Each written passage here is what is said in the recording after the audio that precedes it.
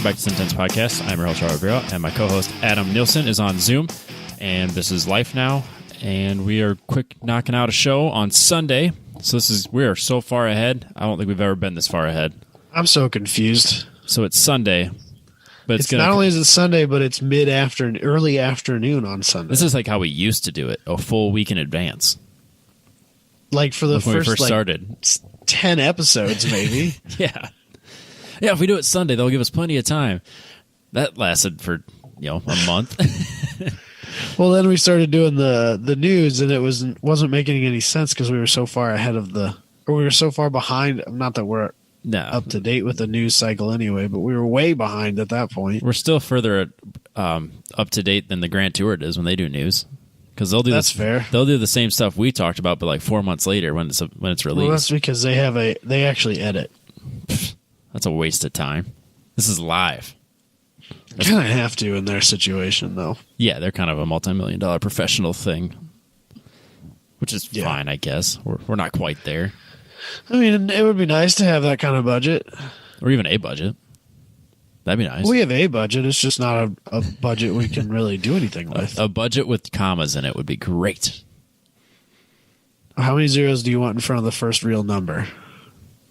Significant figures would be, I don't know, all of them. That'd be great. Just any significant figures would be good. I mean, technically, you could have commas in your number as long as you're just using zeros in front.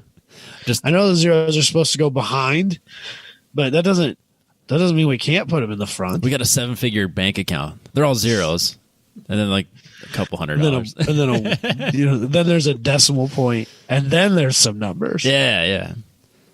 That's all right. It's fun. We do it for the love of the game. It's not about the money. Yeah, it's because we love this. Yes. Well, it's like James at KangMotorsports.com. All of his stuff's free. He does it for the love of the game. And it's for the love of sharing knowledge, which is awesome because it's actually been super helpful. I know he's been for being a guy that works from home, he's beyond busy this year. Because he hasn't had a chance to race, but he's not posting as much.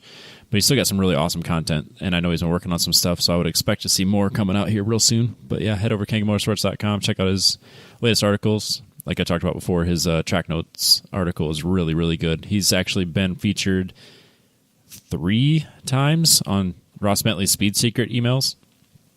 Yeah, so I mean, that's super cool. So he's been working behind the scenes and posting everywhere else too. So KangMotorsports.com if you want to keep a lookout for that, because we're in the Kang Motorsports studio. We should get him on the show again. It's been a while.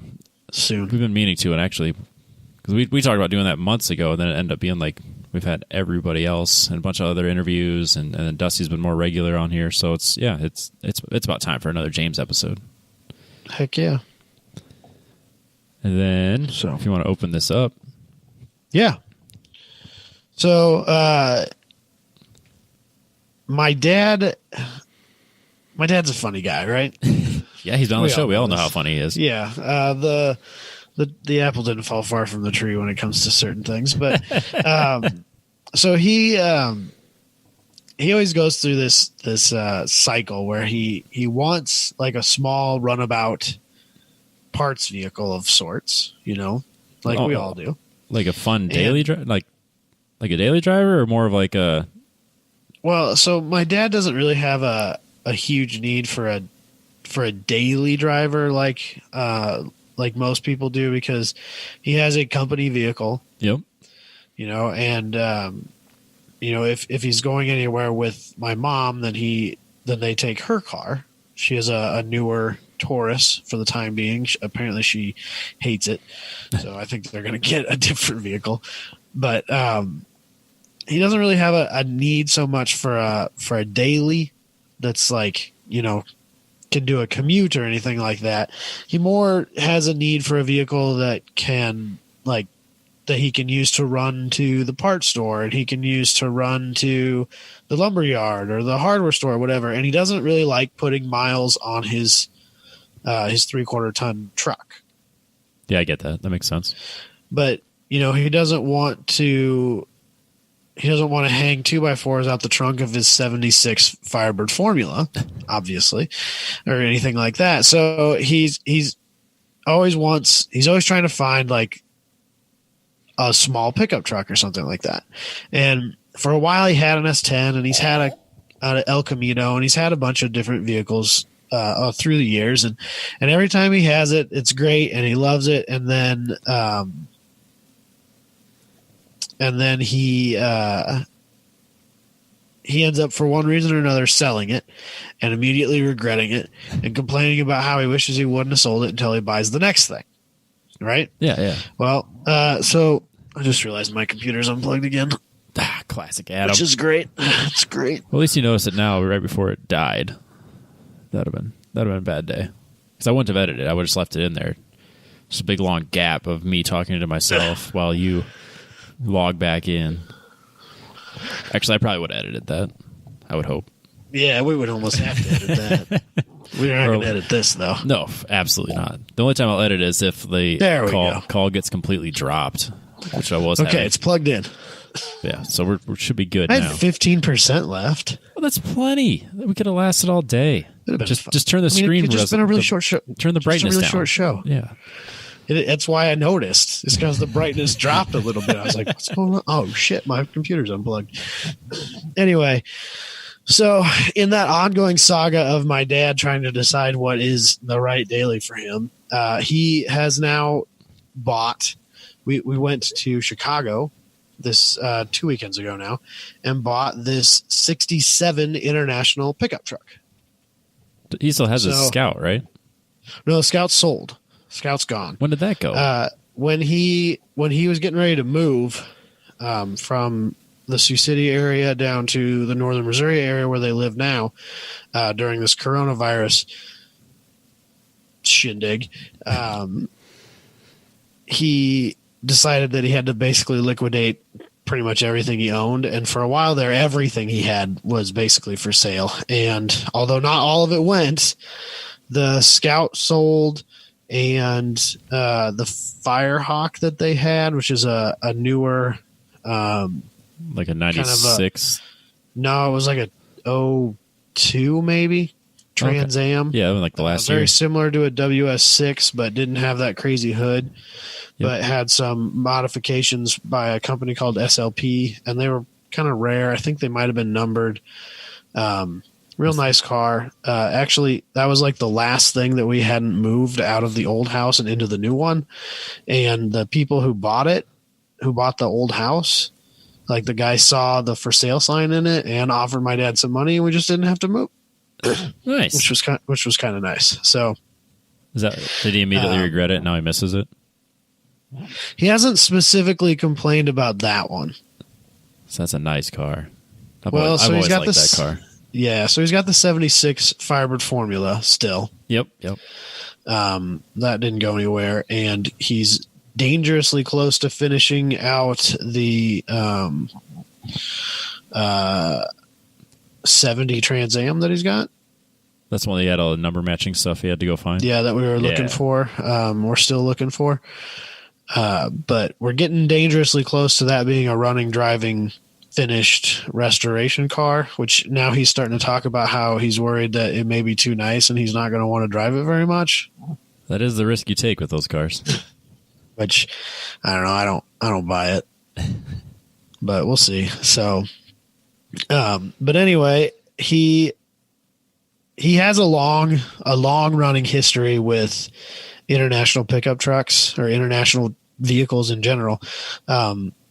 Starting with when I was really little, we had, I don't know what year it was, but it was a Travelette, which is the truck, because I think it's a Travel All is the suburban style vehicle and a Travelette is the truck. Could be the other way around. I don't remember.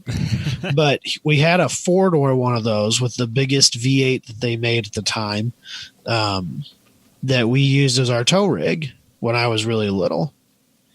And I still vividly remember cruising up and down the interstate going drag strips every weekend in that.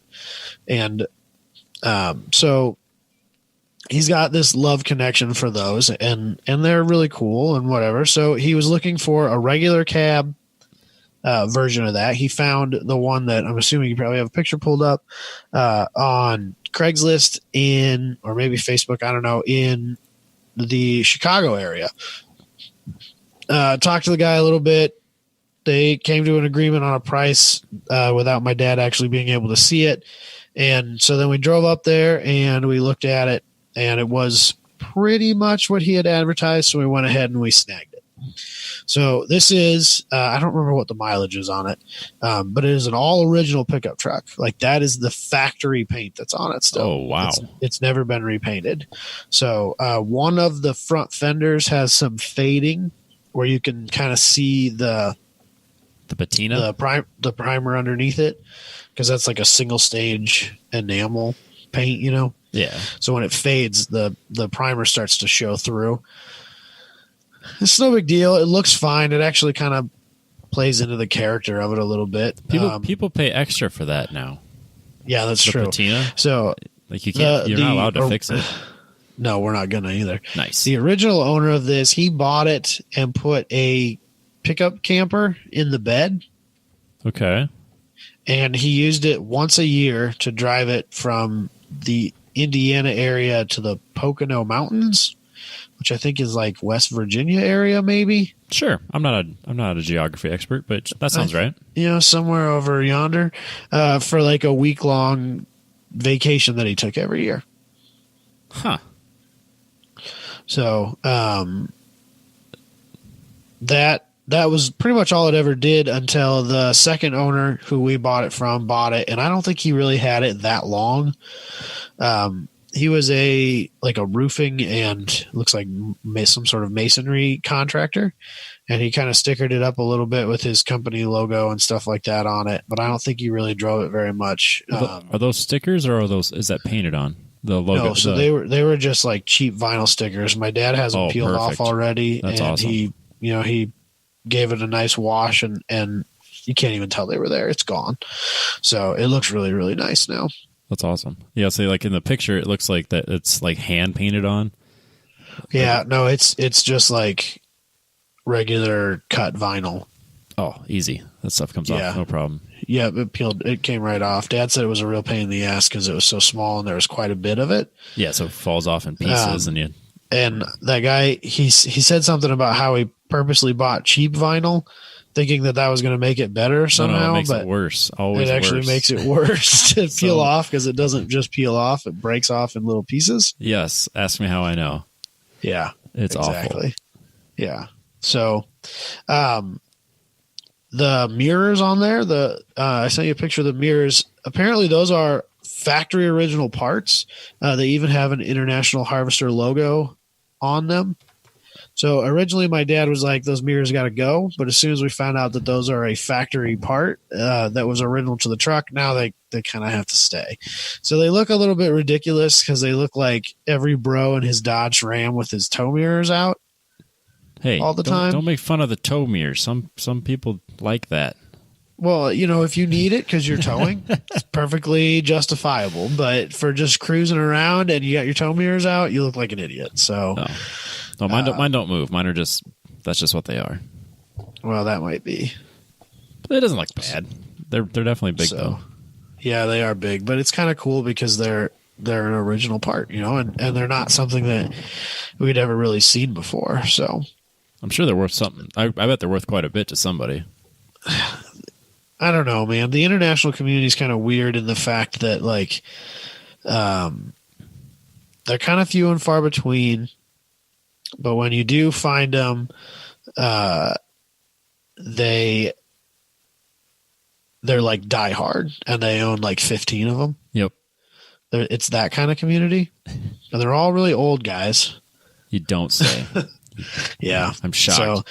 Shocked a bunch of 20-year-olds aren't chasing down these internationals. Dude, I'm going to be completely honest with you. I'm not sure why we aren't. I'm kind of on the bandwagon where maybe this is what I need to buy as a tow vehicle, because my dad said he towed, at the time it was a steel bed, open 18 or 16 or 18 foot car trailer. Similar to what I have then. Like it's similar to what you have. Not a tilt trailer, but something similar. No, it wasn't a tilt trailer. It had ramps. I specifically remember the ramps when I was little. But a pretty normal trailer, but not like an aluminum trailer, or even, I don't know if they're actually any lighter or not, but not like a wood bed trailer. I mean, Probably 3,000 pounds. Yeah. And then his drag car, which wasn't super heavy, but wasn't light by any stretch, probably in the 3,000 pound range. Yeah, I would say it was high to low 3,000 pound range, probably. So basically, similar setup to what I'm pulling. Yeah, and he said that it was never once an issue. That thing would tow great. I was actually talking to him about it on the way home. He said, back in the day when him and his buddies used to roll out together, they would all leave and go down the interstate as like a convoy, right? Of course. And there was him and 2 or 3 of his buddies, and they all had like late 80s or early 90s GMs with big blocks in them and stuff like that. And his International kept up with them no problem. And there was one place that they lovingly referred to as the Hill. And all of them would struggle to get up there, and they'd lose a ton of speed. But my dad, this was back in the day when most of these trucks didn't have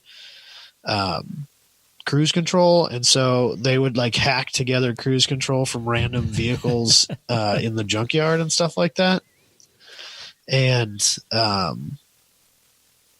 he said that his truck was the only one that would be able to pull all the way up that hill without having to drop out of cruise and shift the vehicle and like it would just keep chugging along and just pull you all the way up to the top of the hill, no problem. So, I mean, it would lose some speed, but it would do it without having to kick out of cruise control and take over. So, what engine was in there?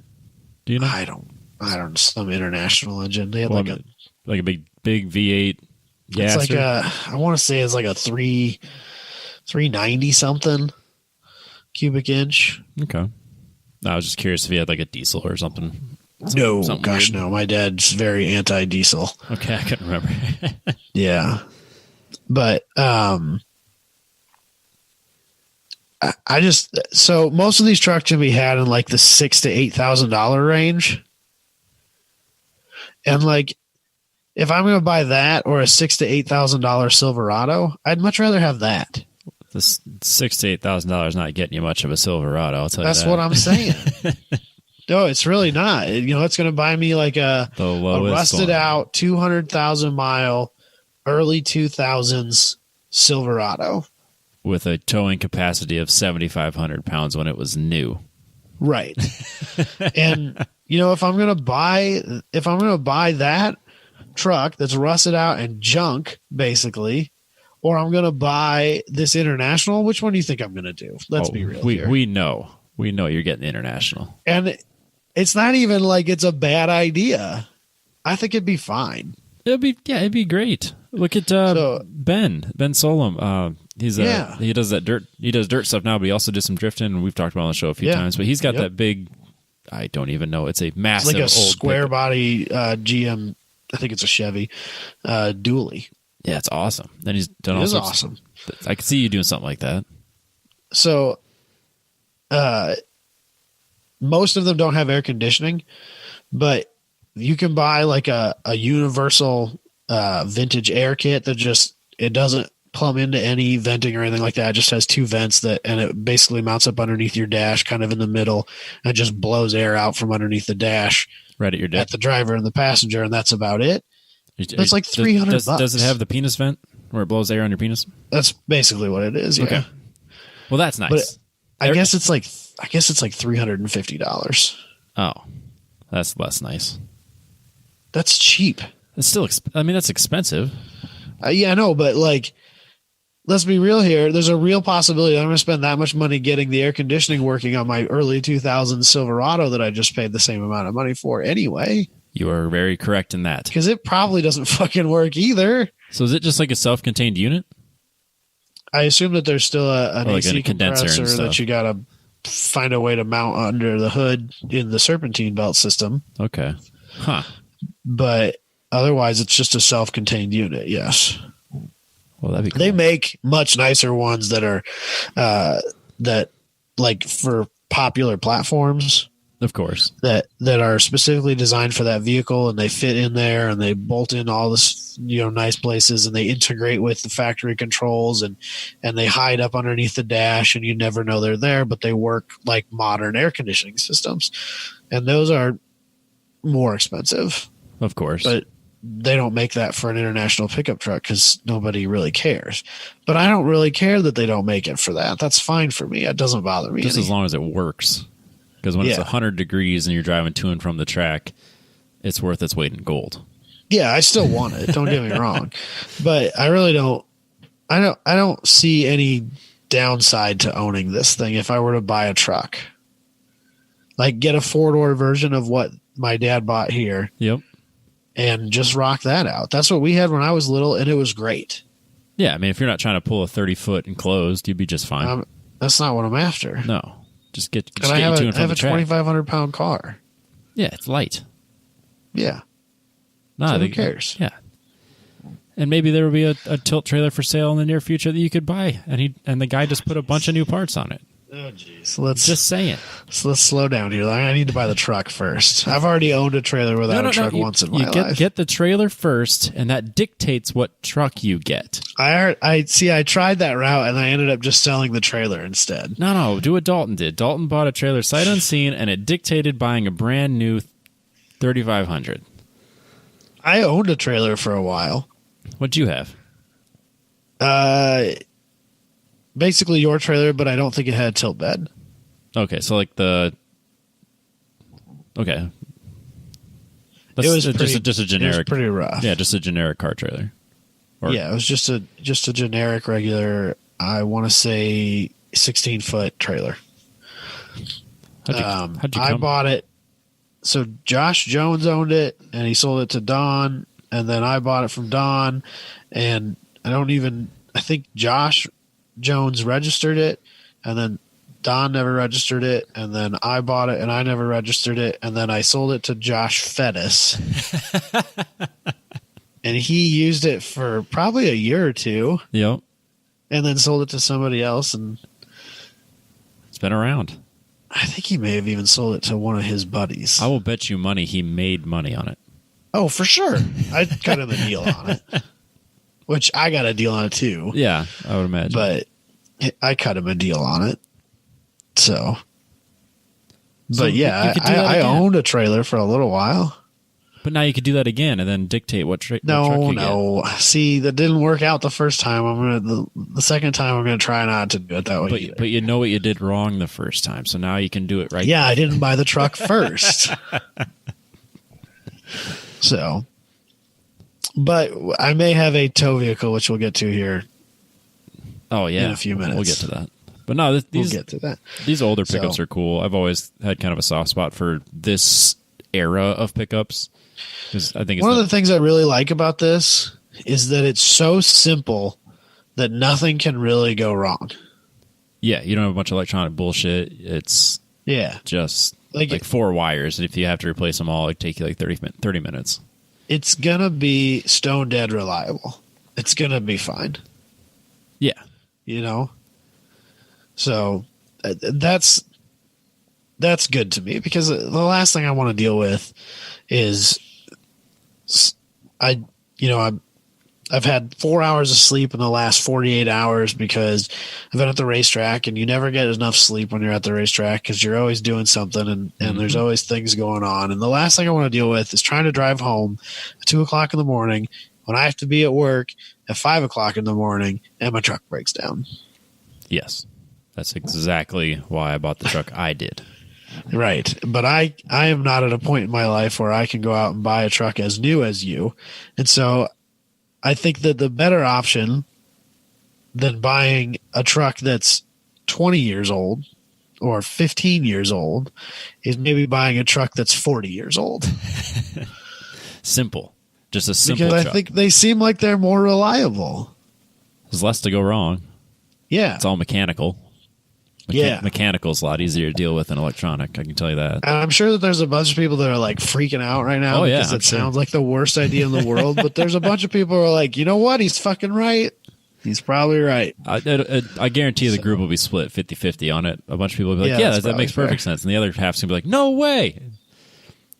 Whereas, yeah, my theory is I want the newer over-the-top one, but that's because I want but I can't. I want different towing capacity as well, though.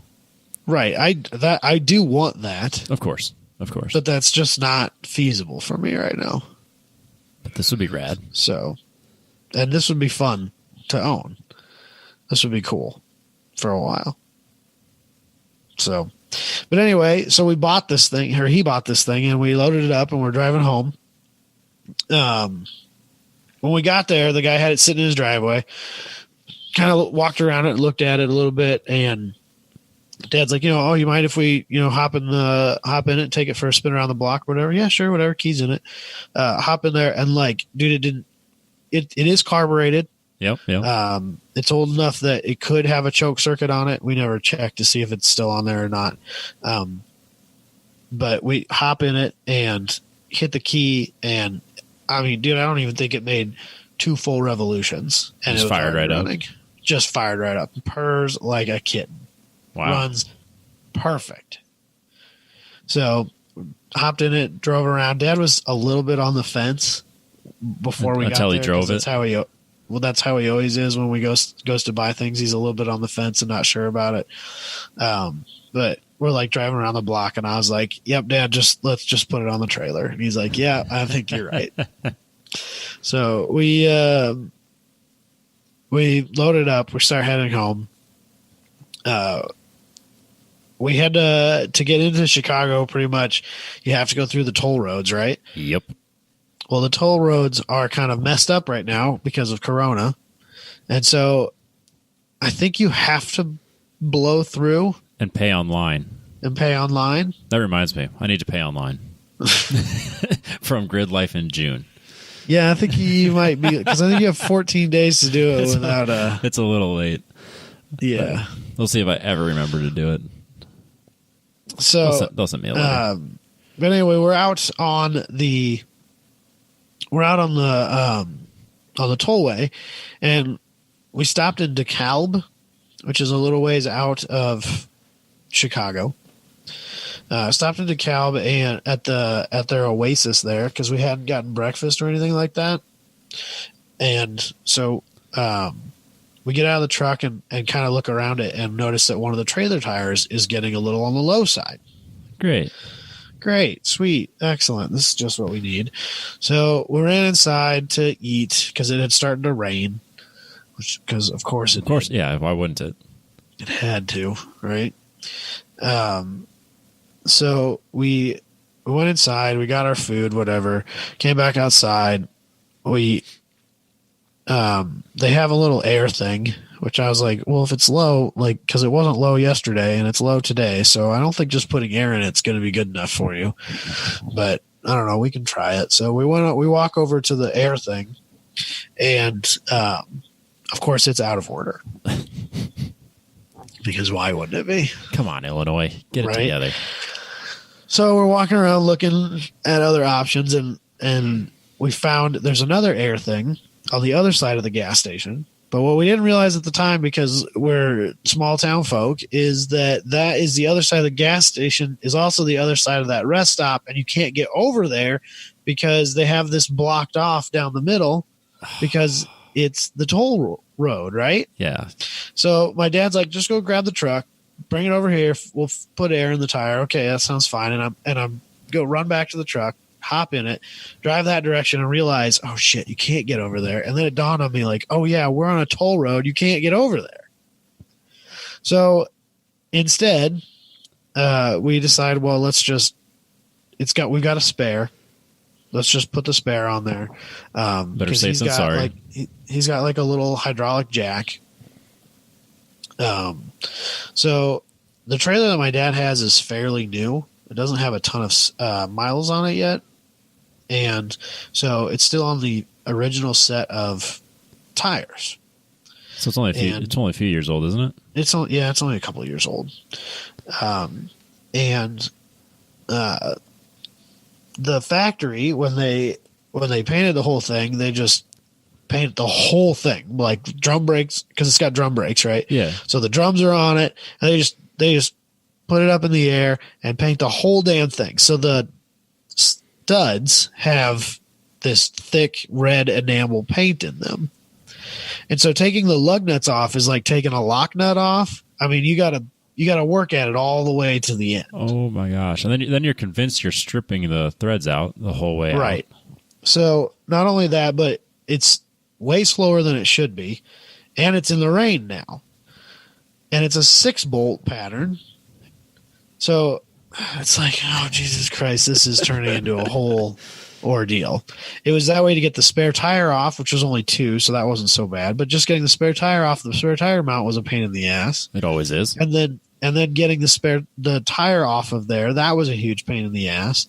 And then before we got the tire off, my dad throws that jack underneath it. It's just this tiny little piece of shit hydraulic jack. We're like, well, hopefully it'll lift the trailer enough that we can get the wheel off without having to take the International off of the trailer first. Is it an actual jack or like a bottle jack, or is it one of those little scissor jacks? It's like an actual wheeled jack. Okay. But it's only got like a 1.5 ton rating on it. Oh. Great. So it was enough to get the tire high enough to pull it off. Okay.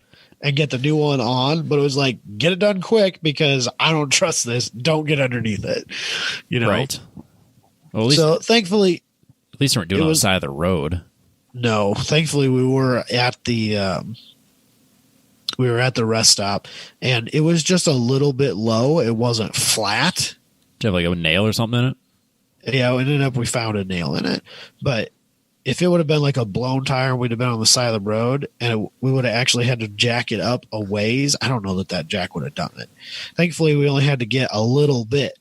You know, it pretty much just had to support the weight that it was that was there. It didn't have to actually raise it much. Okay, thank God. Yeah. So we were able to get it off, put the new tire on, but then the lug nuts, of course, they go all the way back in the same way because that paint is so thick and so nasty. And so my dad's he said when he gets home, he was going to run a tap set through on each of those studs and then probably just buy new lug nuts. Yeah. That would make me nervous that you're messing with those threads. Yeah. I'm sure it's fine, but it would still make me nervous. Yeah. So, but yeah, we had to do all that crap in the rain. So I was like, this is the worst. Of course, this is going to happen now. So, but once we got that done, you know, it was a pretty uneventful trip all the way home after that. So that's good. And hey, at least you bought a truck and made it home that same day with it. That's nice. It's true. We didn't have to take it back to the guy to have it fixed. And and you didn't have to wait a week for it. So that's especially because nice. that guy would have told us to pound sand because it's not his problem anymore. What warranties? Get out. Yeah. This didn't even have a warranty when it was new. That was not a thing that manufacturers had even thought of at that point. Nope. You get it. You take it. It's yours. Yeah. So, but no, I'm pretty excited for it. He got it home and he cleaned it up that day or that afternoon and took it out for a little bit more longer ride, took it out on a highway and stuff like that. He says it kind of has a little bit of a pull to the left. Like an alignment thing or more to it than that? Nah, it's some part that needs replaced, but he found what it is. Nice. Not a big deal. So now that he lives in Missouri, he has to get cars inspected. Oh, shit. So he was telling me earlier this week, like Thursday, I think, that he had taken the Formula and the International to get them inspected so he could get them registered. Yep. And the Formula actually failed. For what? Ball joints. You're kidding. No, they wouldn't pass it. But wow. The International passed with flying colors. That's awesome. So I don't think they do an emissions test. No, they must not. At least maybe not on a vehicle that old. Yeah, you couldn't possibly do it on a vehicle that old. I don't know. It's kind of a lot to expect. Yeah, an old carbureted pickup. You can't possibly put an emissions test on that. Yeah, it never had a I guess how would catalytic converter or anything like that on it. You'd be asking a lot. I'm curious what they do in California on a truck that old. Maybe it's exempt. Well, there's an exemption, or I want to say it's like 78 or something like that. Okay. That all that stuff becomes vintage, antique-y, whatever you want to call it. Yeah, it's not like an age. It's a hard deadline year. Huh. Like when the government started requiring those things. Okay. So it's not like 30 years. So as your car gets older, it eventually phases out of that. That's not what it is. Yeah, that's not what I meant. I meant like if it's a certain. I want to say it's 78. That sounds right. That'd be around the time that I would guess, because like wasn't 80s when they really started to push all that. Yeah. There was the gas shortage in the late 70s. Mm-hmm. So I think that's when it was, though. Yeah, I won't argue with you. That sounds right. It's so he's got it registered and inspected and passed, so he's good to go. That's awesome. Does it have like any rust or anything besides that patina? The metal underneath the front bumper, which is actually a bumper, not just a cover, because it's old enough for that. Yep. That right there has some rust, but it's a replaceable piece. So if you could find one that's not rusted, he could replace that. Okay. You're talking about and then if I remember right, it's underneath behind the front bumper. So not much. So less than 2000 Chevy. Oh yeah, for sure. And then I think just one of the fenders, maybe the driver's fender, had some rust starting to poke through on the bottom corner. Yeah, I can't tell if the picture's giving me some, like false looking things, like if it's a reflection or something. Just kind of looks like there's a couple small, like really small spots, like smaller spots on here than what the Avalanche had, and the Avalanche didn't have much.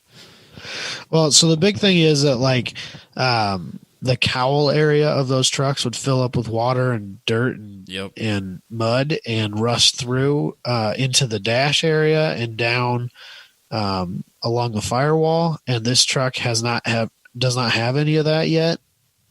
Well, that's good. So like all the really bad spots that are like part of the chassis of the truck that are not just like bolt-on pieces that could be replaced, that rust out, those things haven't started to rust out yet. So it doesn't look like this thing's been sitting outside for most of its life. No, it seems like it was stored inside pretty much all the time. The bed inside the truck, or the inside part of the bed, looks brand new because it's always had that camper in it.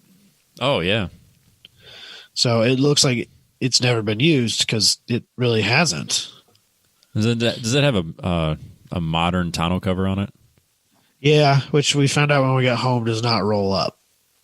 Oh, so just like it lifts? No. What's it do? It's just stretched over the bed. You don't. Oh, which I think means it's coming off. Yeah, that sucks. Yeah. I mean, because they got all those different designs. I didn't realize they had a design that just was like a Velcro blanket. I don't know how it's attached onto the truck, but it doesn't. It's not like one big piece that raises like a hard tonneau cover. No, it doesn't roll up like a normal one. It's just there. Yeah, it's like a blanket with Velcro. I don't even know that it's Velcroed on there. I'm not sure how it's attached. Yeah, I'm making assumptions based on the picture that it's Velcroed on the sides, just like mine. If it's Velcroed on there, it wouldn't be so bad. No, you can take it off when you don't need it. Or you could take it off when you need to take it off, and you could just put it on there and Velcro it back in place when you did. It wouldn't be so bad. It's not quite as convenient as rolling up like the normal one we think of, but it wouldn't be the worst. No. At least it's not like one of the stretchy sheets on a bed where you have to like go around the corners. Yeah. So I don't know if it'll stay or not. He just told me that it doesn't remove, or it doesn't open and close like a normal one. So and I suppose if you're not going to be out driving in the rain with it regularly, it's probably not. Probably don't hardly even need one. Yeah, probably for how he's using it. Yeah. So the tailgate has never been on the truck until the guy that we bought it from bought it, because it had to come off for the camper. Yep. So the tailgate like practically is new. I noticed that the color was a little bit different. I didn't know, that would explain it. Yeah. And then the rear bumper is on rails, and you take 2 bolts out on both sides and you can slide it out like 3 foot. Huh. So that it would meet up with the back of the camper, because the camper was longer than the bed. Okay. It's also like a 9-foot bed. It's huge. It's really long. That's awesome. My dad was actually mad about that. What, do you want like a 5.5 footer? Yeah, he wanted a shorter bed. And he's like, if I'd have noticed that before, I don't know. And I was like, whatever, dude. That's You'd have taken it. Yeah, for such a, I wouldn't call it, maybe rare is not the right word, but like a not It's common. In such good shape. Yeah. And who cares if it's a couple feet longer? You'll be happy. He got it for a real good price. I mean, it's worth a little bit more than what he paid for it. There's some room in there for him if he wanted to. Well, when you have 8-foot 2x4s and you can close the tailgate, you're gonna be a lot happier you have it. Yeah, I'm about it. I don't know what his problem is. I think it's great. That's why I like the Avalanche so much. I could put the seats forward, and then I could put 8-foot 2x12s in there and have everything locked up and closed. It's great. Yep. I'm gonna miss that. I get it. But no, it's a cool truck. I'm glad. I'm glad he got it. I think it's super cool. I'm excited for it. I could see you in one of these. Oh, dude, I would love it. It would be the best. Man, I would drive that thing all over the place. Your private messages and the group are just going to be filled with all these old pickups being sent to you, and that makes me happy. The thing is, like, if you send me a Ford or a Chevy, I have no interest in it. Has to be international? I want an international. And then the 4-wheel drive versions of these pickup trucks, from what I saw, tend to be quite a bit more expensive. That doesn't surprise me. Than the 2-wheel drive versions. So I don't know much about the pickup trucks, but I know, like, in the Scouts, everything was crazy overbuilt.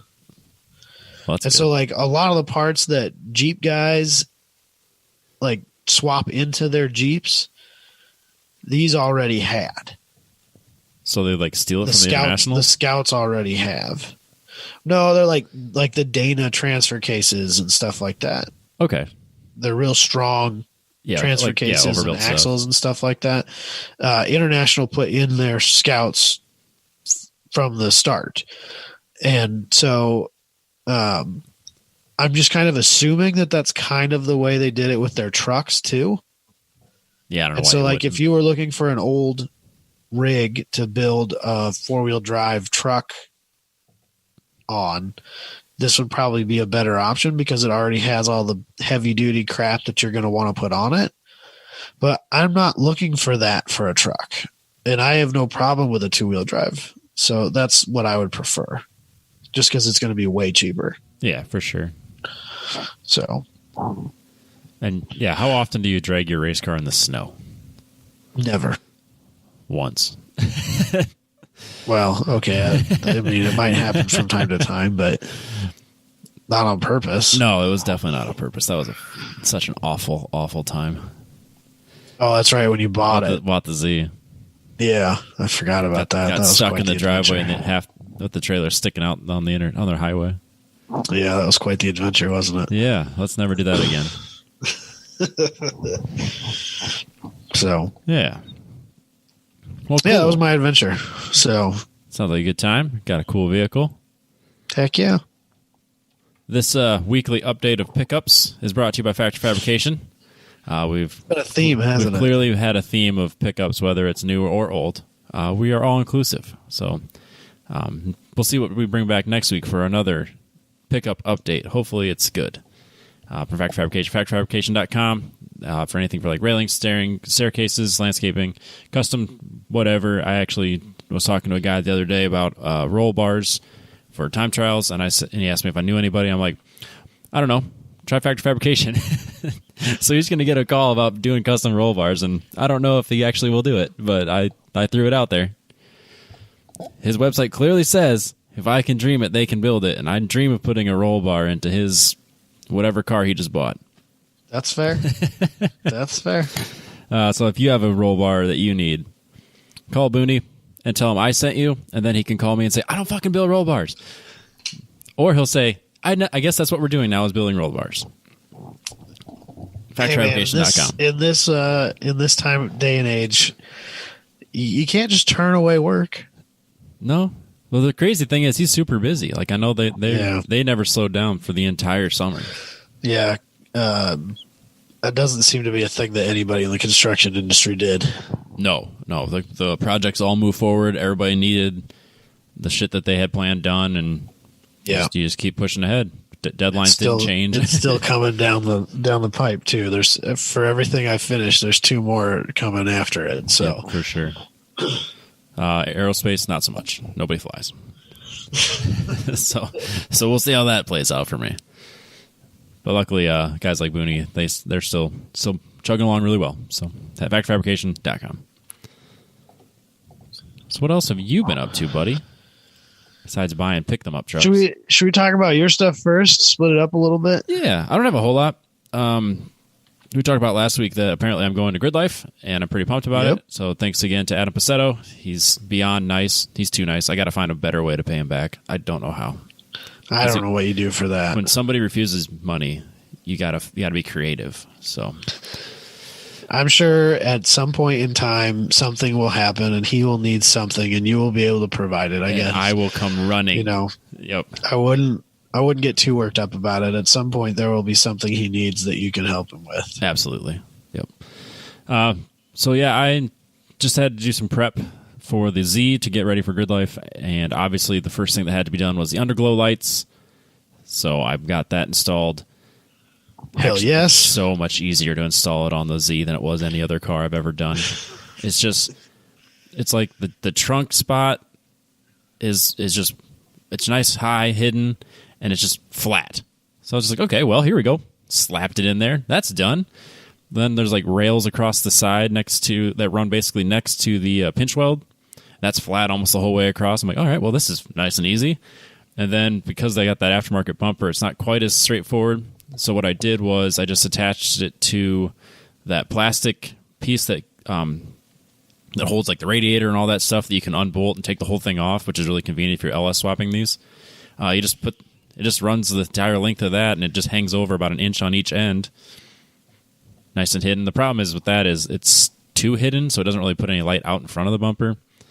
But whatever. I mean, it's just for fun. Yeah, I'm really only ever going to have them on at like a Gridlife event, or if I ever take it to like a drifting or like time trials, I'll have it on the paddock, but that's about it. And I'm not a show car. I really don't care.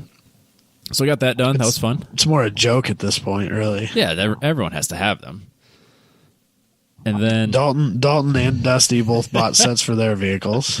Yep, Dalton got it for his Camaro and his Corvette, and I'm pretty sure both sets ended up on the Corvette, so that thing's gonna be lit up like a Christmas tree. It's gonna be so awesome. And then Dusty put, I think, almost equivalent to 2 full sets worth of stuff on his Camaro, his 78, 79. Yeah, whatever the heck your Camaro he's got, that brown one. So that's got LEDs under it too now, which is gonna piss off a lot of people. What's with the brown? You don't realize the inside joke. Okay. No, there's an inside joke there that I'm not following. So when we went to Hallett and they had the pictures for sale from the Hallett shop. Okay. They had like it described cars like by the number, and like, mine was a blue whatever, and Dalton's was an orange Corvette, and then Dusty's was brown Camaro. And it's clearly not brown. I don't know why he called it brown. So now anytime we refer to Dusty's Camaro, it's the brown Camaro. Okay. And I thought it was something to do with that, but I wasn't sure. I wondered if maybe it was like a call over the radio when he went off or something like that. I wasn't sure though. Maybe. But yeah, it was the photographer referred to it as brown. And then okay. Oh god. Oh, so then at the Mid-Ohio there was that brown Fox body Mustang, Time Attack Mustang. I don't know whose it is. But I took a screenshot of it and sent it to Dusty and said, "Hey, there's 2 of you." And I think it went completely over his head at the fact that I was saying his Fox body Mustang was the same as his Camaro, and that they were both brown. But Dalton got all confused, like, no, that's clearly not a Camaro. That's why it's funny, Dalton. Yeah, it's a joke. I'm fucking with him. It's fine. So the LEDs are on. Just for, we'll have some fun with that. But I had some actual things I needed to address before the event. So I had the fan installed. This is probably weeks ago. I installed these and then ran it the same way I did the 240. So I have these 12-inch high-performance GC cooling ones that sound like a jet taking off. So I have, on the 240, I have 14-inch, I can't think what the order is. So it's like, they have their standard fans, and I think it's like MP is what they call them. And then there's like the high-performance ones or the next level up, which are like, they have a much bigger motor behind them. And they all actually move like 2,500 cubic feet per minute or hour or whatever it is. So like an insane amount of air gets moved. Yeah, way more than factory. Oh, yeah. So I got two 14-inch MPs, I think is what they're called, on the 240. I've had no issues with it. It's been great. Went in, they didn't have those in stock, so I ended up getting the 12-inch high-performance ones, which are just bigger. And I figured I had enough room in the engine bay that I can make it work, and I was right. So I got that working. Now I actually have fans. My cooling issues seem to have completely gone away. I mean, I didn't really have any issues with it because I was driving through traffic, just driving it around, and I think with the hood vents and just the way it's set up, it just never really got above operating temp. I know the thermostat. The thermostat doesn't even open till like 190, and I was convinced that my fans weren't working. I was like, I've been driving for a while. Why are my fans not on? And apparently the thermostat just hadn't gotten to 190 and opened yet. And then finally it did. So, I mean, it was just weird that it was actually running at such a cool temperature. I was convinced something was wrong. Still convinced. Yeah. Still convinced something's wrong, but everything's working. So my fears are much less. It does seem like a really high temp to kick in. To open. Because I know you can replace, because the 240 has a 160 degree thermostat, and I just ran the factory one because I had it with the Z, and it's 190 apparently. That's scary. It just stays at 210. It never gets above the halfway mark. Yeah, I suppose as long as it stays there, it should be fine, right? Yep. So got that fixed. Replaced my hood latches with genuine arrow catches because the other ones broke the first time I used them. I think that's something you don't cheap out on. You don't skim. No, definitely don't. Because I've seen a few people who bought cheap ones or didn't have them well mounted and had them fail. Yes. No, the genuine ones are definitely worth it. Because when I bought the cheap ones, I had they're Amazon money, so it was like they were free. I was like, I'll give them a try. Which is, again, stupid. I should have spent the money on whatever. Neither here nor there. So I live and learn. Yeah, so I had them installed, and they didn't have a backing plate or anything, so you would have just had to drill the holes through the hood. So I made my own backing plate, and then bolted everything through that on the other side of the hood, so everything lined up perfectly. But then, the first time I went to unlatch them and relatch them, ended up breaking the plastic on them. So I mean, the pin parts all worked just fine. So I wasn't really concerned about the hood flying off, but opening it and closing it was kind of a pain because I'd have to get a needle nose pliers and pull the pin out and then shove it back through, and so it was just a pain in the ass. But and I still have the factory latch. So I mean, it's got three points that it's hooked to. So again, if it's worth doing, it's worth overdoing. Fair. And then obviously my differential needed to be addressed, so I got a shim in that, and that seems to have worked well enough. I mean, I shimmed the 240, and it was really good at Heartland Park, so it's not a true limited slip, but it works, and I don't have to spin one wheel coming out of a turn anymore. Took it out for a spin, did some 2-wheel burnouts in my driveway. I'm sure my neighbors love it, but that's working now. And what else was there? I thought there was something else. No, I can't remember. The truck's all ready to go? Truck's ready to go. There's really nothing you can do to that, right? No. Trailer's ready to go. Maybe an oil change at the most? No, the oil was changed right before I bought it, so it's at 78% or something. And then, all right. Trailer's good. I replaced basically everything on that hydraulic system, so now it works. I wasn't going to talk about it, but now we can, I guess. So I replaced the solenoid. We talked a little bit about it at some point, I think. Because the hydraulic, the system, the motor would seem to work when it wanted to.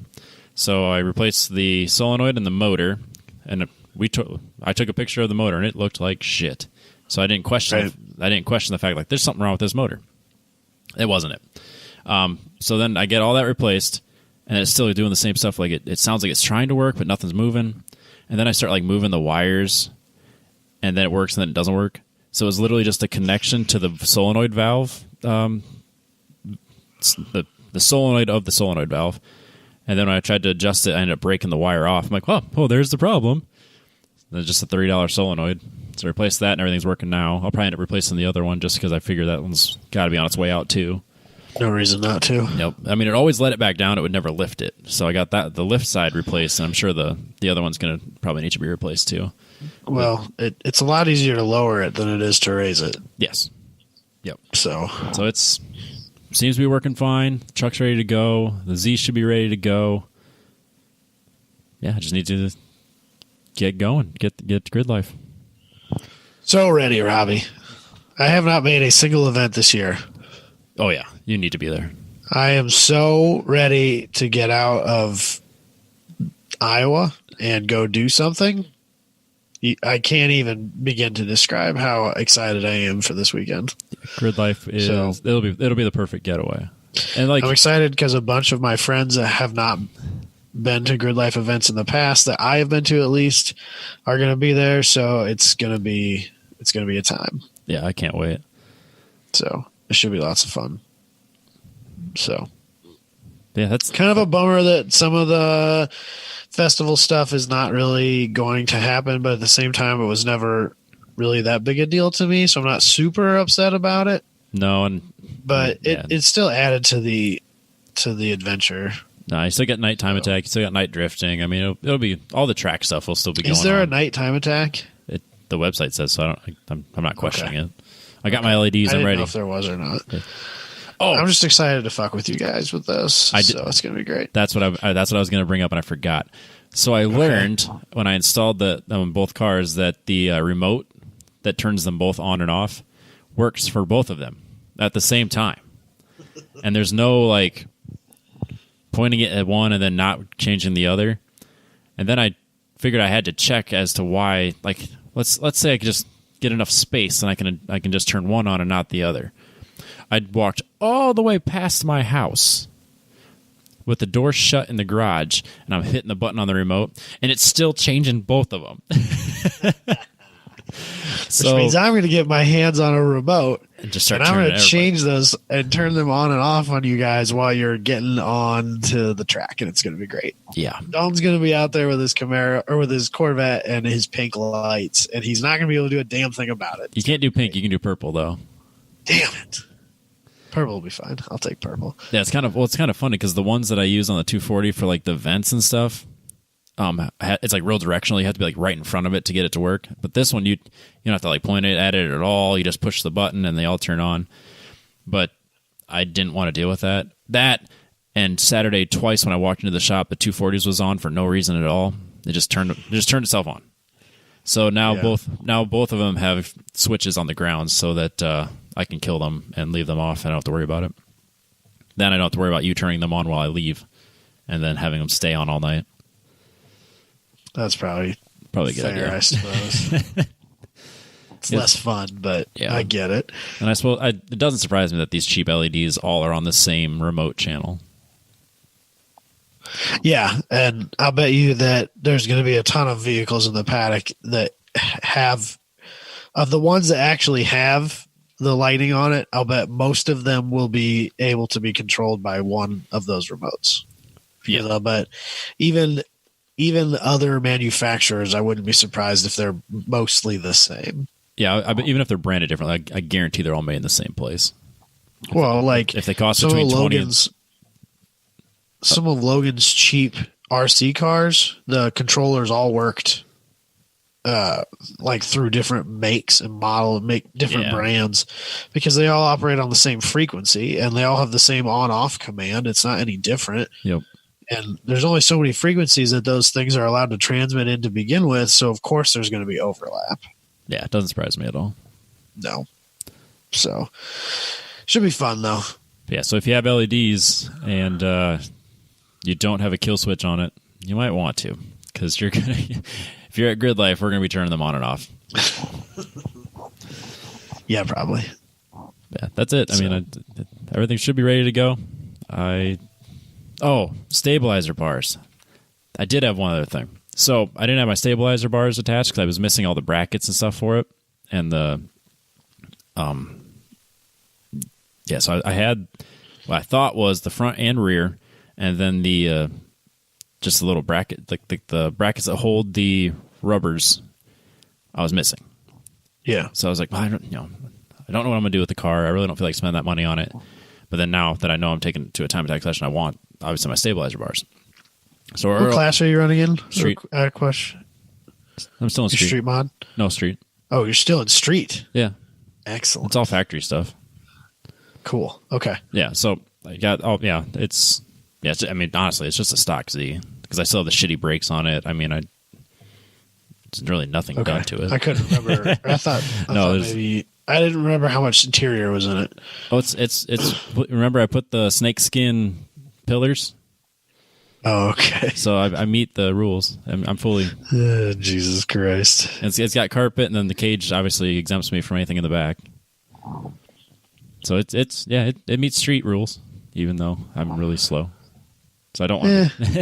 I don't want to be a street mod either. No. But I think that car could be competitive in street with a little bit of work. Yeah, both driver and car development I think it could go a long ways towards being competitive. Oh, definitely. As it sits right now, not really, but there's definitely a lot I could do within the rules and still add quite a bit to it. Yeah, I mean, there's really nothing done to it besides looks. Right. Yeah, so I didn't have the stabilizer bar parts, so I ordered them. They started to show up last week, which of course I'm cutting it really close, thinking like, okay, I like 3 days to get this all done. Put the front in, no problem. All the parts are there. Go to put the rear in, at least get started, because I was missing like 2 pieces. Again, just a little rubber brackets. And I start to put it in and like realize this is not for a Z. This is not for the rear. I don't know what car this goes on. I just assumed I had 2 stabilizer bars. The thick one went in the front, the thin one went in the rear. So I have no idea what car this stabilizer bar goes to, but it doesn't go to a Z. So then I'm like eBay searching for anything within reasonable distance that could guarantee that it gets shipped Friday to be here Monday or Tuesday so I can install it and have the car on a trailer Wednesday to go to Gridlife. So I find one. There was a few in Kansas City, but all of them said that it would take like processing between 1 to 3 days because they still had to go pull it off the car. Of course. Not good enough for me. And then right. also it's not like a wrench and go where I can just call them up and say, hey, I'll make a flying trip to Kansas City. I'll pull it off myself. I don't care. Right. Not a thing. So I didn't buy it from them. There was a place in Texas that had one like off the car, ready to ship. And I messaged him and said, hey, I need this as soon as possible. I realize this isn't your problem. But if I buy it today, or if I buy it in the next handful of minutes, can you guarantee that you ship it on Friday to be, because their website said, or their listing said guaranteed by Wednesday. I was like, if it's here by Wednesday, I can make this work. Just as long as they ship it the day that I buy it or the day after I buy it. Right. And they messaged me back and said, yeah, we'll get it shipped. We'll do the best we can. But obviously when it's out of their hands, it's UPS's fault. Yep. Which they're right. And I wouldn't blame them. But yeah, they got back to me immediately and said, yeah, it's ready to ship. You just got, we just got to get it in the mail. So it's shipped. It should be here Monday, actually. And hopefully everything's right. But yeah, it was such a weird thing. It's like I thought I had all the parts except for a few like rubber bushings and brackets, and then once everything shows up, it's like, oh, by the way, no, you're not that lucky. But yeah, this will be definitely a totally different car to drive with the stabilizer bars and the diff that's locked. Might be able to put some power down. It'd be nice. See how it goes. Yeah, because I can't go worse than last time, I would think. Well, that's fair. So without anything catastrophic, I mean. Yeah. Assuming the car drives back onto the trailer at the end of the weekend, it can't go any worse, right? Right. So, yeah, got everything fixed from the first event, and should be in a lot better driving position than it was last time. So, been driving it to work a lot. Cool. So yeah, it's been just for fun. Yeah, it's been super consistent, and the cops haven't harassed me because I haven't got it registered yet. Oh yeah, my cars are all outside of that too. Yep. I got the truck registered. I gotta make a phone call because apparently the title needs another signature, which is it's been like fucking 2 years. So I gotta get that taken care of. But it's just annoying. Yeah, it's an Illinois thing that requires multiple signatures on the title, and the one was missing. I was like, oh, you gotta be fucking kidding me. Of course. And then the dealership had my house in the wrong county, so I had to make a trip from Madison County to Warren County to get the check endorsed so I could bring the check over to Madison County. So that took my entire fucking day. That's annoying. Yep. Anyways, that's all I got. I'm ready to go. Yeah. So, all right. Well, so I finally bought the parts to fix the Omni. Yeah, you did. People are really excited about it. At least I think all the parts to fix the Omni. So what do y'all need? So I needed the Unilite chip that goes inside of the distributor, and a new rotor that goes inside of the distributor that spins through the Unilite chip, telling the engine when to fire. That was what was keeping it from running. And then when I originally installed the coilovers, I found out that the tube that goes from the gas cap to the tank, the filler tube, hits when.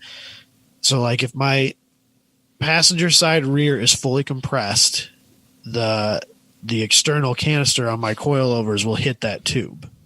Oh. And obviously I don't want that to happen because I don't want to break them. And so and yours isn't like a hard plastic rubber hose thing. It's like a... No, it's metal. Great. It's a hard metal tube. Okay. And so I bought... And I don't know that it's actually going to work. I might have to find something else because it's not nearly as flexible as I thought it was going to be. But I bought a 2-foot chunk of rubber filler neck hose. It's like a kit thing you can buy. It's just hose. Yeah, like a fuel, like a big, specifically, like a huge fuel hose. Specifically for gas filler neck, I guess. Okay. And so my plan was just to cut a section of the factory pipe and route this rubber hose around it, and maybe use some sort of strapping system to keep it pulled away from the coilover, and then just use hose clamps on both ends and tighten it all back together. And even if the tank doesn't fill quite so nicely anymore, or I have to do it slowly, or I have to hold it, that's not the end of the world, I guess. And hopefully that's enough. But this stuff is very not flexible. It's quite rigid, and I don't know that it's going to work for me. I might have to find something else. So we'll see. That sucks.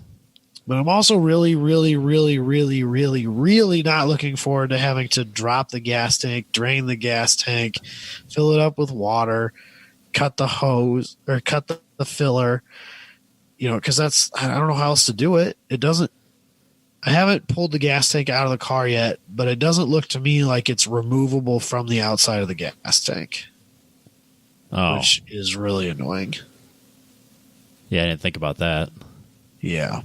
And I probably should just go at it with a Sawzall. If you used a hacksaw with your hand, it still seems sketchy, man. It'd be less sketchy. There should be less sparks.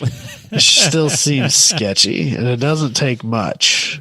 No, it doesn't. Because that's going to be vapors. Like straight gas vapors, which is the most dangerous. But it's been sitting long enough that it might be less flammable.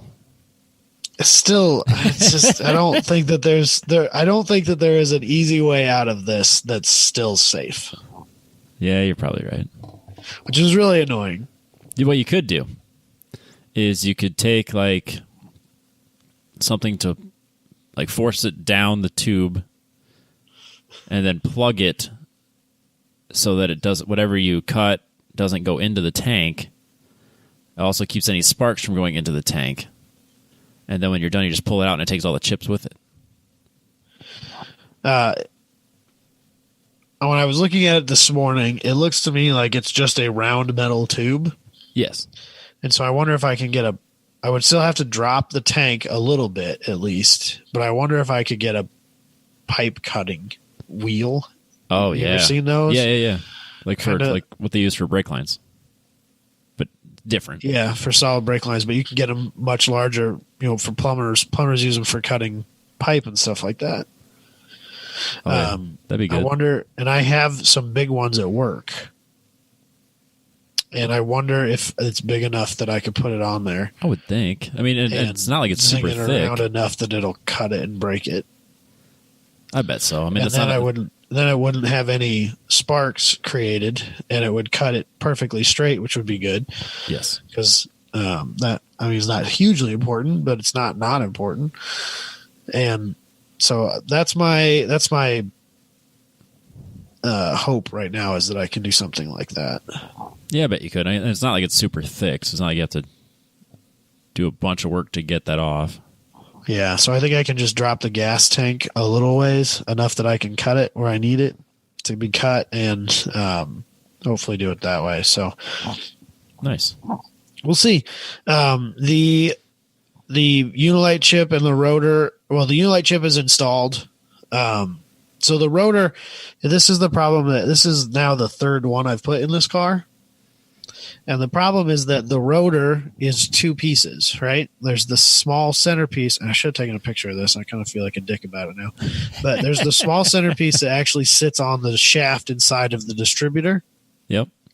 And then there's the outside piece that is the wheel that goes through the Unilite chip. And the Unilite chip is literally just an LED and a light sensor. And every time there's slots on the rotor, and every time the slot goes by, it tells the thing to fire. And that rotor piece is interchangeable because the centerpiece is the same no matter what distributor you have, and the outside piece, or no matter what car you have, I should say, because all the Unilite distributors are the same Unilite chip and the same shaft and all that. And then if you have a 4 or a 6 or an 8 cylinder, then you get a different rotor.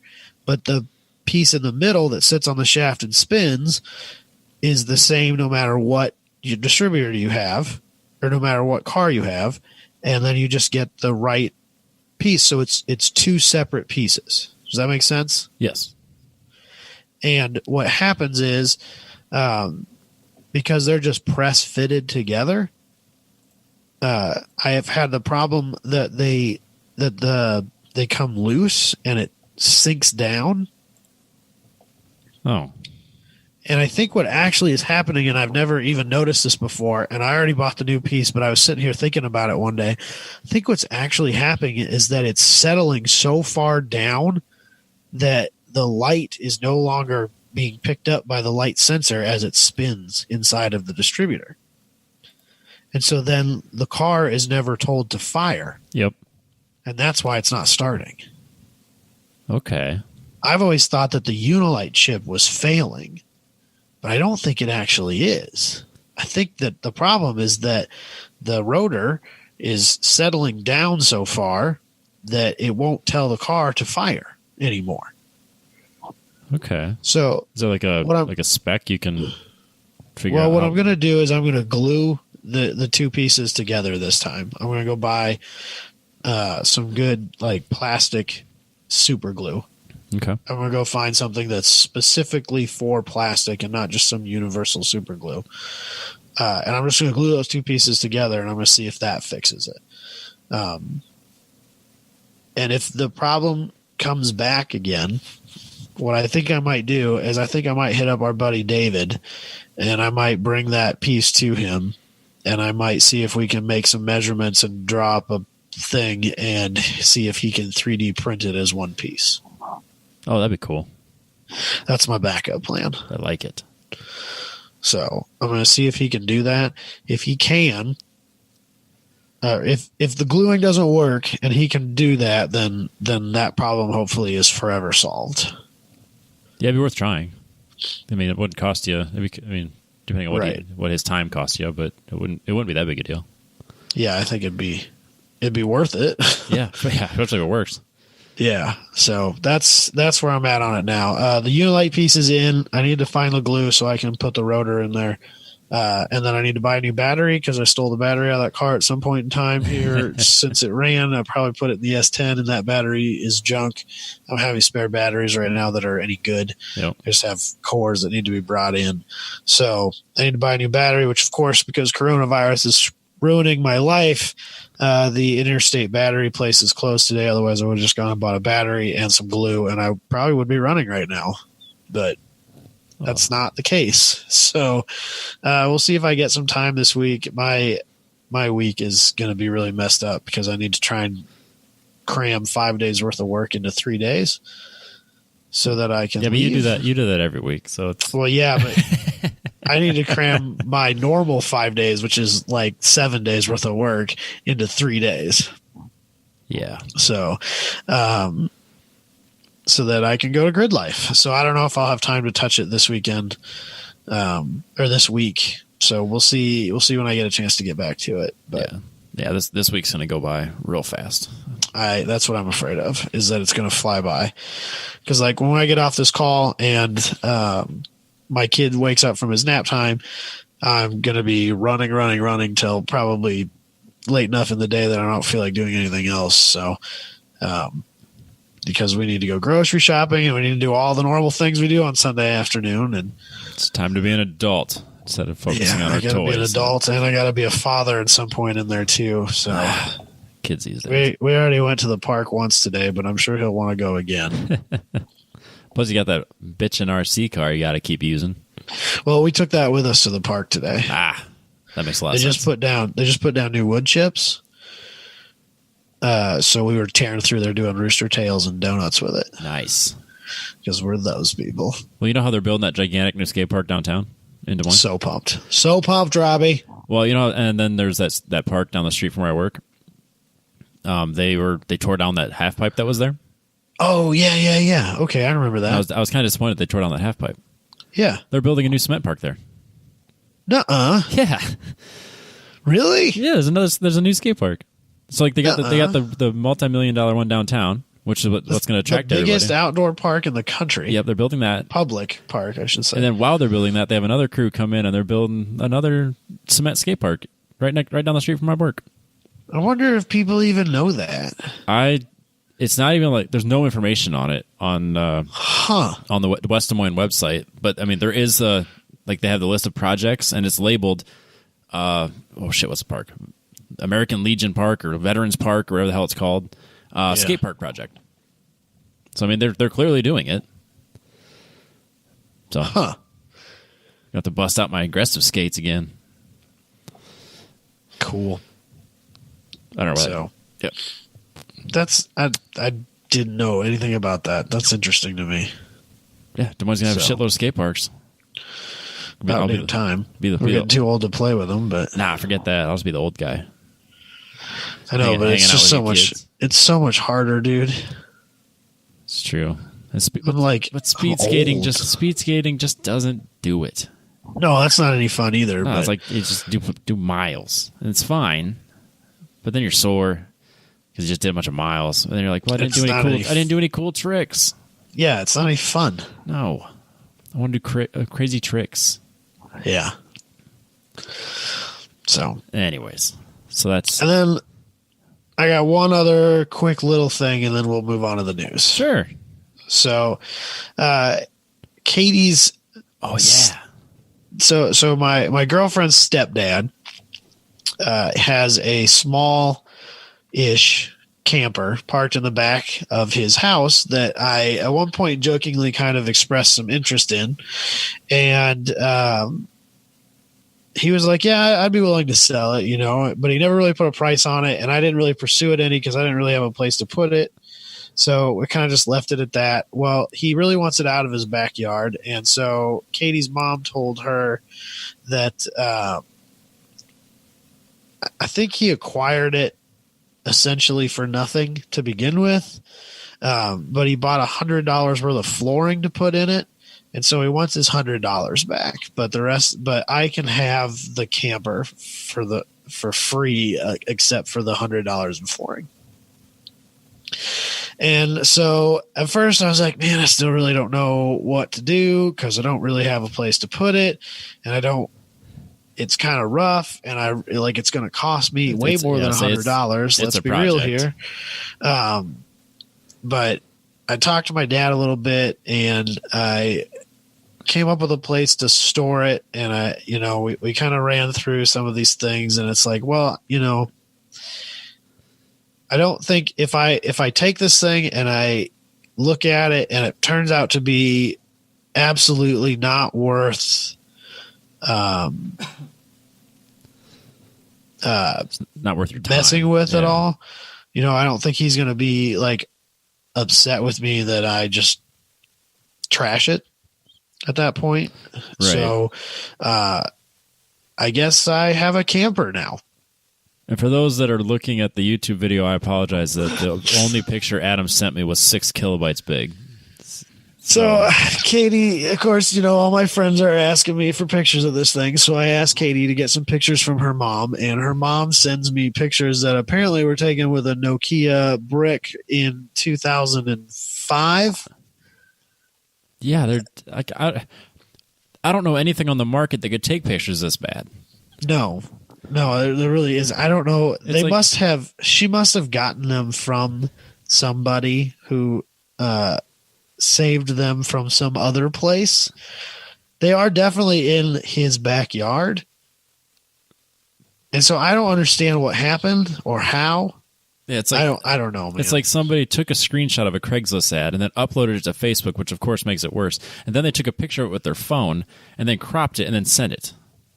It's bad. And even then, it's real bad. It's 6 kilobytes, not megabytes, kilobytes. From those terrible pictures, I was able to deduce that it is Ford-based.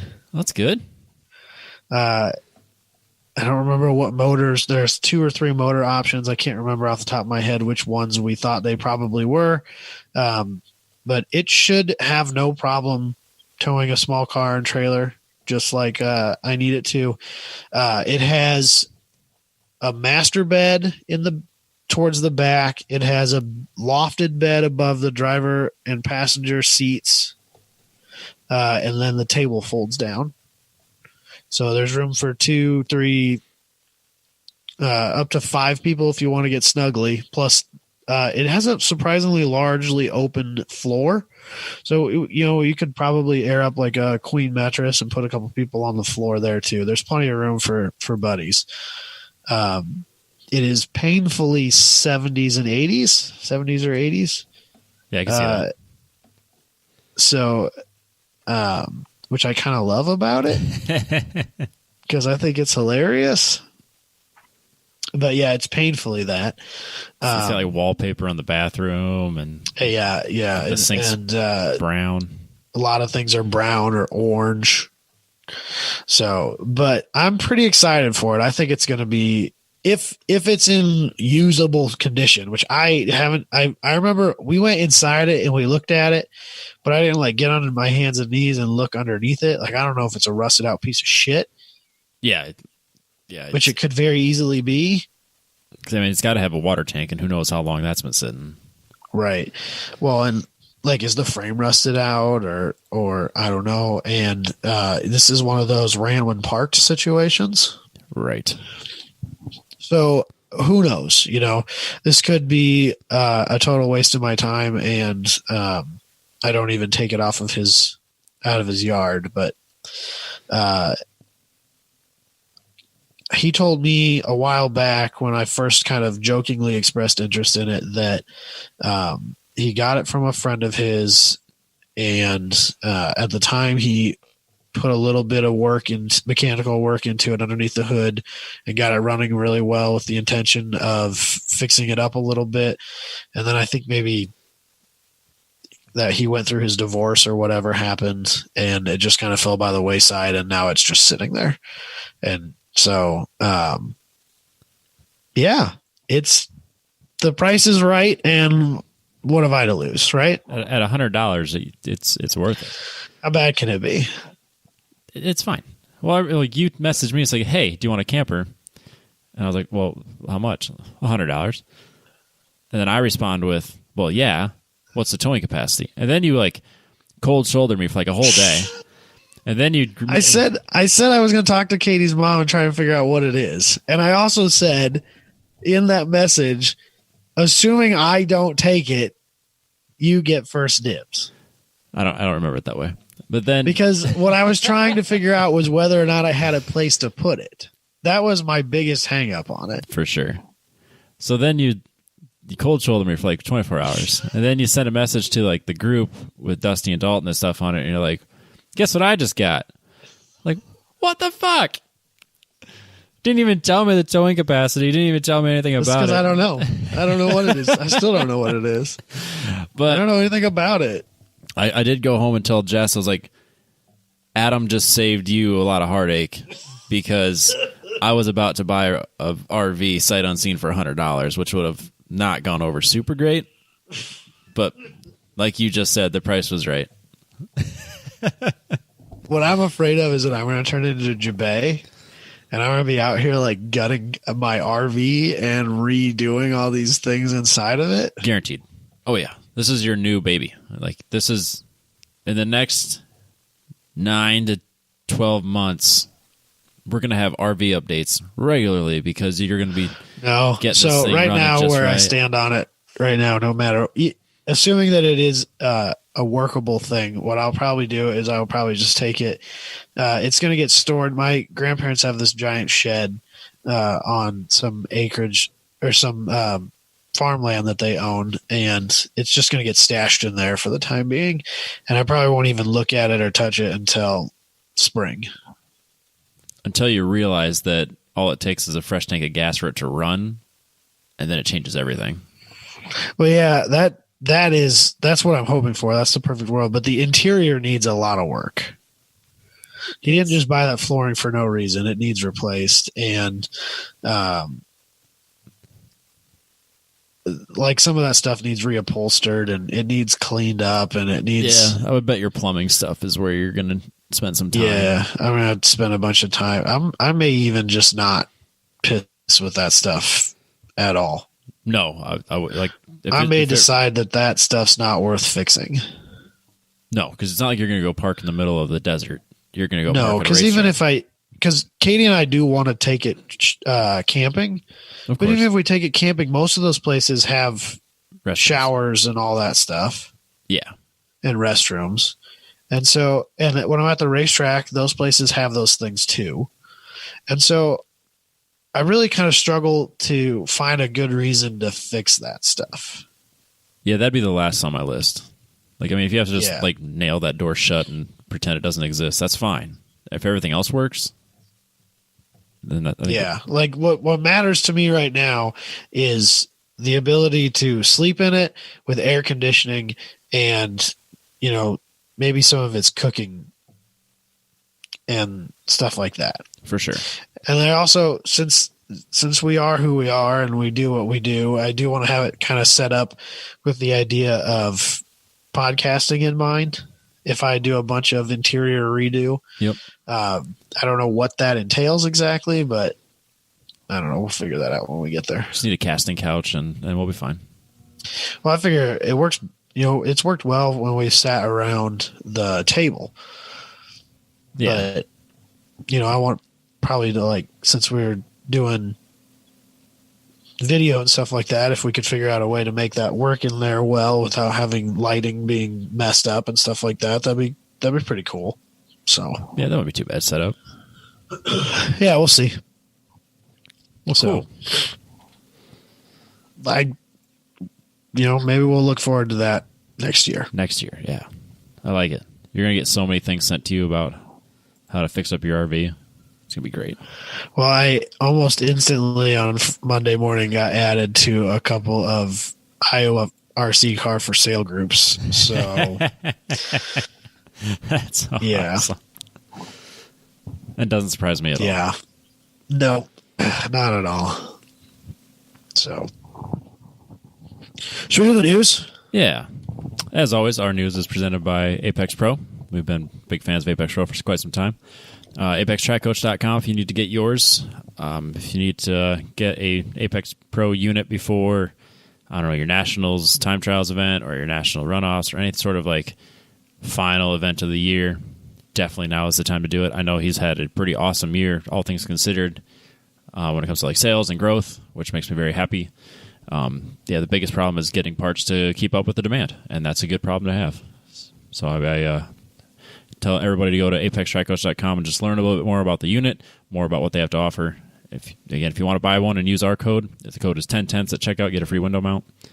Otherwise, I'd say check it out. You'll be pleasantly surprised at the amount of data you get for the price that they charge. Anyways, here's the news. So first up, 3 Formula E drivers use pit lane as a shortcut and get away with it. Whatever they're paying their strategist guys isn't enough. Nah, he needs a raise for sure. A big raise, because I guarantee they saw, what the time it was going to take for a pit stop, plus compare it to a lap time. They're like, well, if we do a safety car. Well, so this is how it works. In Berlin specifically, at the track in Berlin, the pit lane is kind of cuts through part of the race circuit, right? Yes. And so if the course is under full course caution, the speed limits on the track and the speed limit on the pit lane are the same. And so when that happens, that means that driving through pit lane is quicker. Yeah, shorter distance. It's a shorter distance, and you can pull in, do something to the car, and pull back out in a shorter amount of time it would take to drive around pit lane on the track. And so towards the end of the race, Felipe Massa crashed, and the course was full course yellow. And so 3 people, Sebastian Buemi, Jerome D'Ambrosio, and Alex Lynn, all went through pit. And gained a bunch of places. And gained quite a few places. So, first of all, they've already closed the loophole. They've reduced pit lane speed to 35 kilometers an hour, whereas full course yellow is 50, which should be enough of a reduction to prevent that from happening again. So, but since they technically did not do anything outside of regulations, they all get away with this. Yeah, I mean, they didn't have to do anything to the car. All they had to do was drive through pit lane, come to a complete stop in their pit, and then keep going. Everything was within rules. Buemi didn't gain any positions, just a little bit of time. Oh. But he was in a place where I didn't gain him much. But D'Ambrosio gained 1 position, and Lind gained 3. Yeah, I'd be pretty mad if I was one of those guys that he'd pass. But yeah, Mercedes protested, but it stood up. I'll say they're not going to get anything for it. It's totally legal. It was just someone wasn't planning ahead when it came to the full track design and looking at all the scenarios, and a couple strategists saw it and went, yeah, we're going to take advantage of that. It's hilarious. It's so funny because it's such a, I've said before, I don't like that pit lane strategy has so much to do with racing outcomes anymore. Yeah. But this is I'm okay. This is what racing is kind of supposed to be sometimes, This is funny to me. I enjoy this. For sure. Especially in Formula bumper cars. I mean, it was they seem to have a lot of trouble with that, don't they? Oh my gosh. Like I didn't watch the whole race, but I watched the highlights. The highlights, and every corner someone's bumping into each other. Like it's pretty wild out there. In Formula 1 it'd be like incident, turn whatever, investigation, every single turn. But Formula E, it's like, his whole bumper came off. That's part of it. That's fine. It's just crazy how much contact these cars have. It's worse than Spec Racer Fords.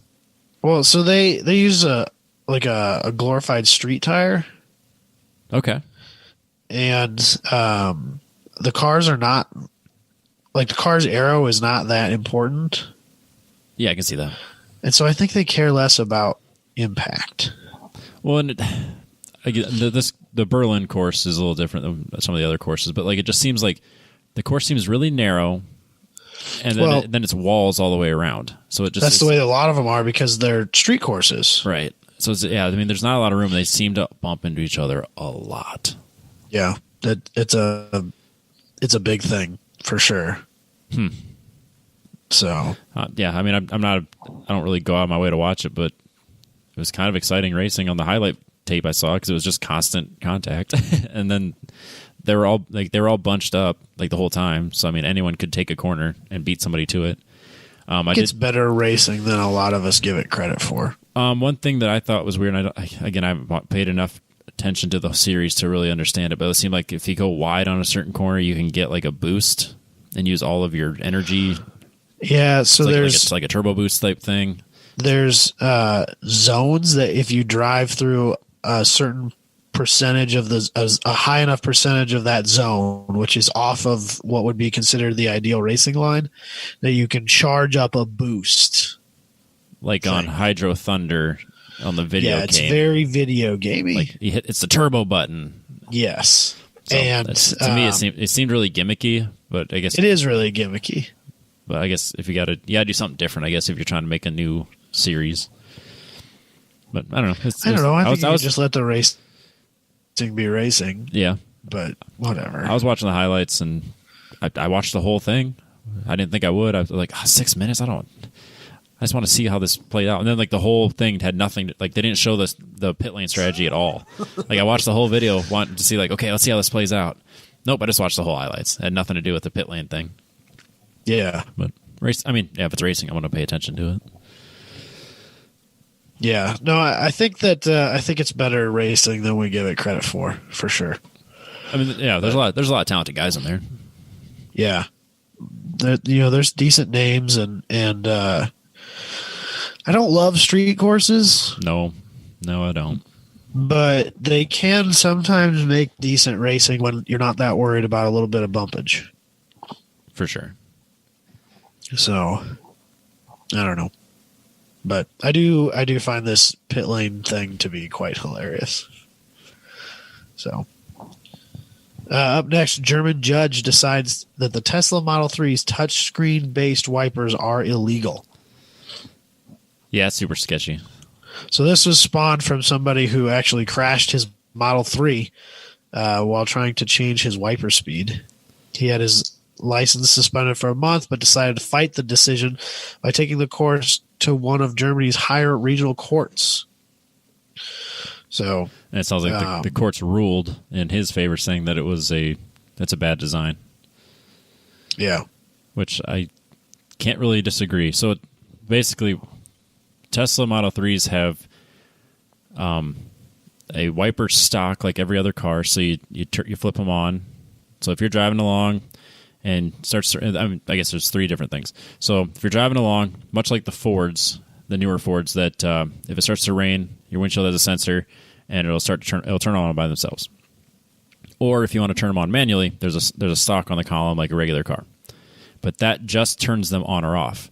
If you want to change the speed, which of course there's only two speeds, high and low, you have to go to your entertainment center, scroll through some screens to find the wiper speed control, and you flip it between fast or slow.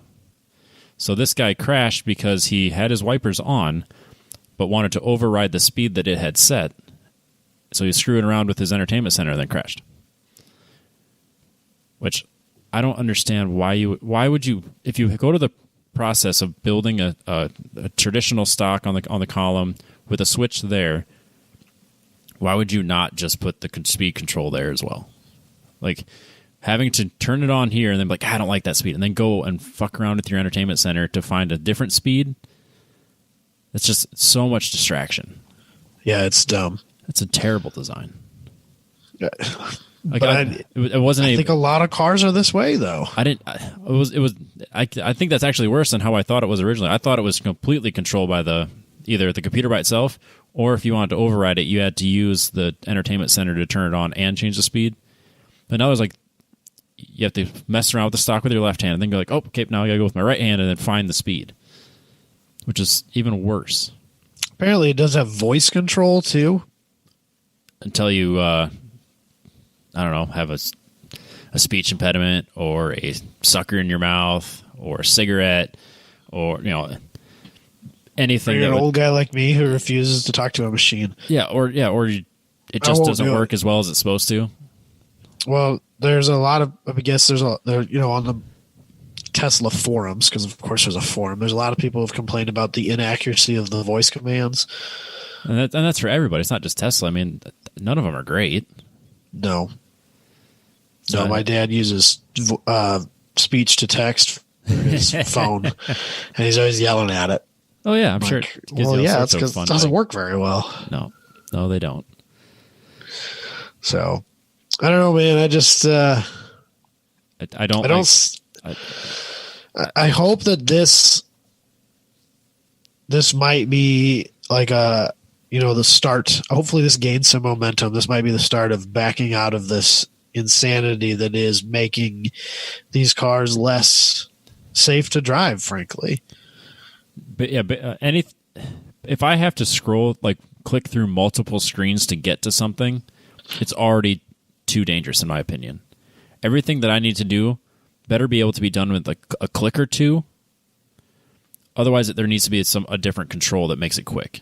Like if I want to turn my air conditioning on and then change the temperature, I shouldn't have to scroll through 5 screens, then click different buttons. I should be able to just flip a knob and go back to driving. It needs to be quick. I need to be able to do it basically without having to take my eyes off the road for more than a second. So I think that the new trend is dangerous and dumb.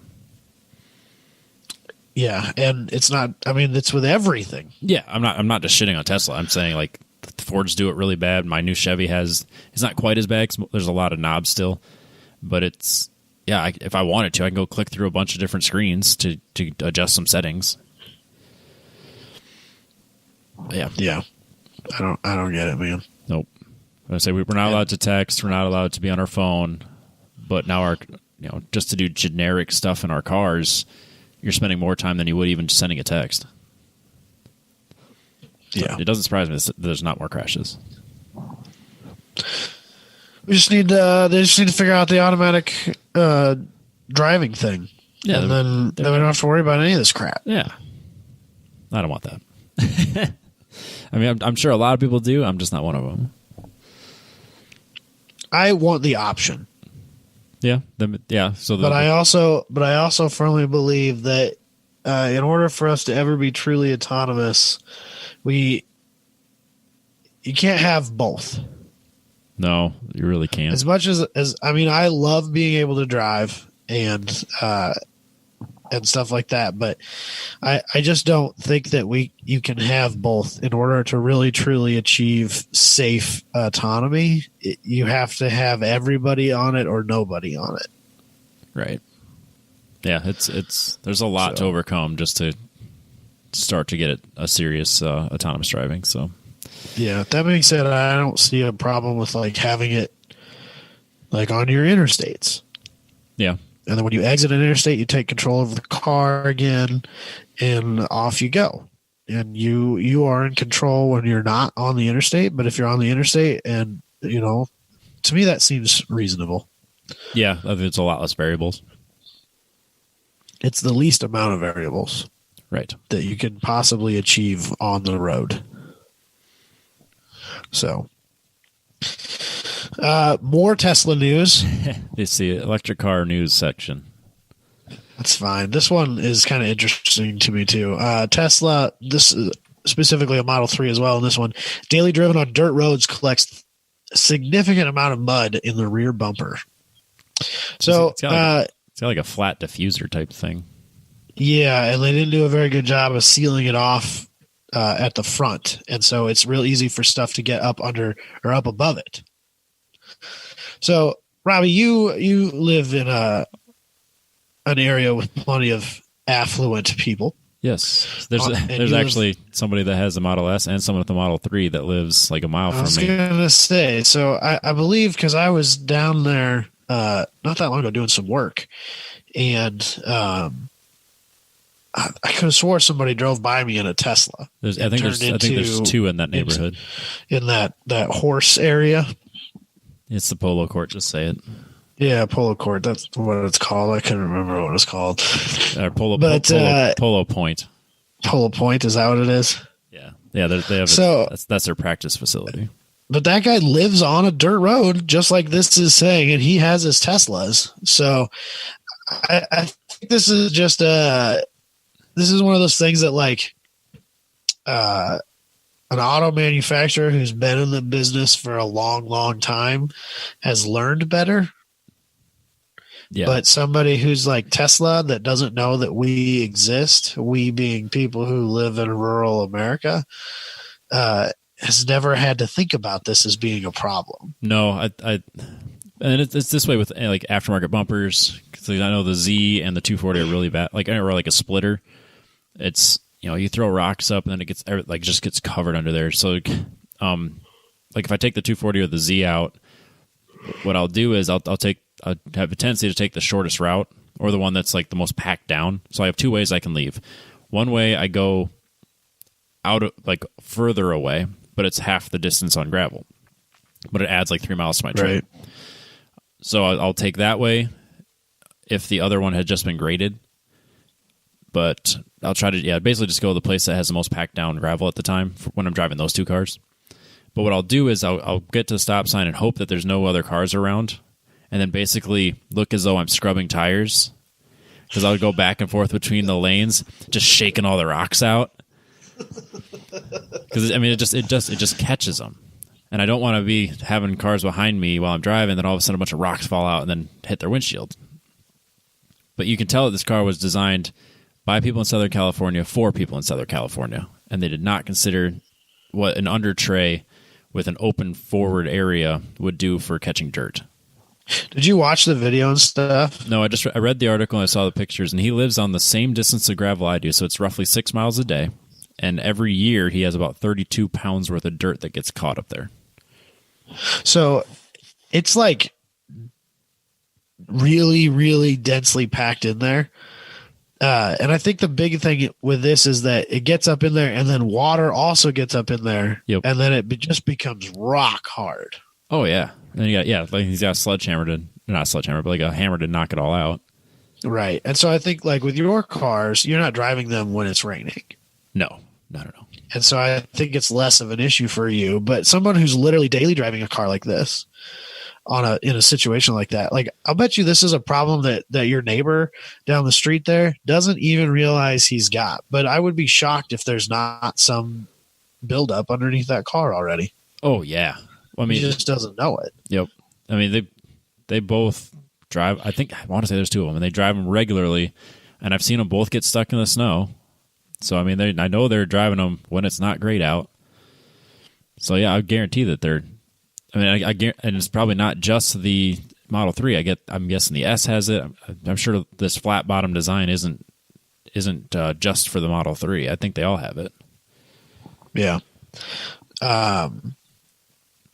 The guy that this article's written about, he specifically states that it hasn't affected the vehicle's reliability or performance. No, which is good, I guess. It would just totally suck for any maintenance that you have to do in that area, because if you take that, you take that piece off to get to a different piece. You just have all that mud come out. That, and if it's, I would hate to deal with this as like a mechanic at a dealership. Oh, it'd be awful. And yeah, because like the average, there's really no good way to like clean it out. Like, you can't just wash it out when you're washing your vehicle. Nope. You have to take stuff apart to get to it. Right. So that would suck, because that thing's going to come into a dealership to have something fixed. And there's going to be something up in there, and they're not going to be able to get to it without spending an hour cleaning that shit out. Yep. It's not going to come out nicely, and your work area is going to be completely dirty and messed up and ruined for a week. And it's just going to suck. Yeah, and it's not just. I mean, these are especially bad because it catches and holds it. But like any vehicle is it's on gravel regularly. It does. It just get packed up in there, and it's. Yeah, it does happen. It's a gigantic pain when you have to get to a certain point that's got, stuff all built up on it. The thing is that like a lot of these manufacturers, they learned that 30, 40 years ago. Yeah. Like, oh, we can't do this. We can't build stuff this way because all this crap gets stuck up underneath there. So we need to make sure that doesn't happen. And then Tesla comes along, they're a new company, and they don't know better. No. Well, I can see this, like, you got dirt going up under there, constantly gets added to it. It's, we got water in there, so it's getting harder and harder, and just like a gigantic compact piece of dirt. That weight eventually is going to start to stress out, like, the stuff, like the pins and the mounting. The mounts, however you want to, whatever, that's holding the bumper on, or this, I'm going to call it a diffuser, even though it's not really a diffuser, just flat bottom piece. But, like, so it's going to stress those pieces. Like, it wouldn't surprise me to see these plastic pieces start to break. Then, you got people complaining because they have to replace their bumpers and other pieces because it's just the dirt itself is destroying it. That, or if it's, like if you drive in the wet and then it dries, but then this kind of just holds moisture in that area, it wouldn't surprise me to see if it kind of rusts out pieces faster too. Yeah, I'm sure that a lot of that car is thinking plastic and bullshit, but I'm sure that there's some suspension components or like that cross member. There's frame in that car. The flooring is still metal. They're not carbon fiber monocoques or anything like that, So there's still metal unibody up in there. Yeah, it's not. That's gonna rust out. Having that up there is not. There's nothing good's gonna come out of it. So, like we talked about the Scouts a little bit earlier today, they had like gas tanks right in front of the back wheels. Yes, and there was a lip there where the gas tank would sit, and as the tire would rotate in the wheel well, it would throw mud and junk up into that, and they would rust out the front of the rear fenders and stuff like that because it would the mud would get stuck there between the gas tank and the outside of the fender, and that would rust out way faster than the rest of the vehicle, which wasn't good to begin with. And that's what's going to happen with these cars. That stuff's going to rust out. It's going to get nasty. Yeah, I'm curious what type of electrical connections you have back there. Maybe none. Well, there might not be any. Oh, there's got to be something up in there. There has to be. Well, I'm not sure where they store the batteries on these cars, so I don't want to speak. I think they're right underneath you. That would make sense because it's got like a flat bottom. They always tout low center of gravity. They got the batteries mounted in the lowest possible place, so I think they're right underneath the passenger compartment. Okay, that makes sense. So yeah, maybe the trunk area is really not much to it, but no, but there's got to be something up in there. I would think. Yeah, nothing. I think the motors are back there. Around the wheels, yeah. Yeah. So, I don't know, man. I don't think it's going to affect performance, but it's definitely going to add to some headache later. Yeah. Oh, well. So, interesting. Yeah. It's just there's a very small percentage of people that will ever affect, but I would be one of them if I had it. Right. When Jess finally decides she wants a Model 3, she can find herself a new husband. I don't think that'd be. She would want a new pickup before she'd ever want a Model 3. Well, then she can get a Cybertruck. No. Yeah, why not? She would definitely not want that. We'll see what it actually looks like if it ever comes out. Yeah, I am curious if that's gonna look. I'm sure it's gonna look similar, but I think you'll be able to get an electric Ford in the next 2 years. Definitely. Yeah, an F-150. Yep. If it's not fully electric, it'll be some sort of a hybrid that utilizes it in a way that's useful. I think we'll have a fully electric F-150 in the next 2 years. You can save that for our predictions episode. Yeah, that's fair. That's fair. But I think that's it, Robbie. Yeah, I think we done did a car show. We did a full show, and I wasn't expecting to. And we're like a week ahead. This is great. I know. What are we going to do with our spare time? There will be no spare time. There's not going to be any spare time. None. I already know that I'm going to be late on Wednesday, and that it would have been a pretty iffy deal on whether or not we got a show in or not. So. Oh, for sure. It would have to have been today or maybe tomorrow or Tuesday, and even then, this week's going to be crazy. Yep. So. But yeah. All right, dude. We'll catch you later. Let's catch everybody else next week.